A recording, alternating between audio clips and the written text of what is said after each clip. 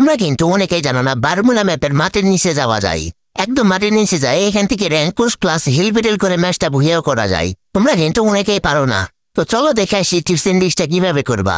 আর হ্যাঁ, ভিডিওটা ভালো লাগলে ভিডিওতে একটা লাইক দিয়ে চ্যানেলটা সাবস্ক্রাইব করে দিও, এরকম অসাধারণ টিপস এন্ড ট্রিক্সের ভিডিও আপলোড করার সাথে সাথে সবার আগে পাওয়ার জন্য। এই টিপস এন্ড ট্রিক্সটা করতে একটা ইয়ারড্রপ নিয়ে আসবা। একটা ইয়ারড্রপ নিয়ে আসার পর ম্যাপের এলিভেশনে ইয়ারড্রপটা ফালাই দিয়ে তোমার নেট কালেকশনটা অফ করে দেবা।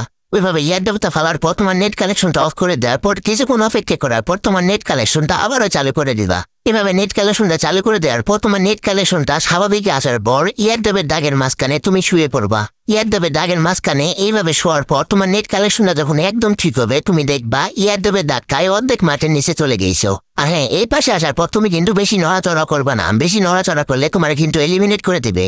অল্প একটু ডান দিকে যাওয়ার পর ওরেন ক্যারেক্টারে ক্লিক করলে সামনে দিকে জয়স্টিক টানলে তুমি দেখবা একদম বারমুলা ম্যাপের মাঠের নিচে চলে আসছো।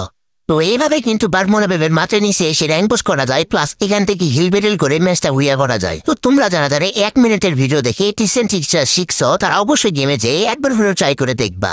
যারা যারা শিখো নয় তারা আমার কমেন্ট বক্সে জানাই দিবা, আমি কিন্তু এইটা নিয়ে একটা ভিডিও বানাবো।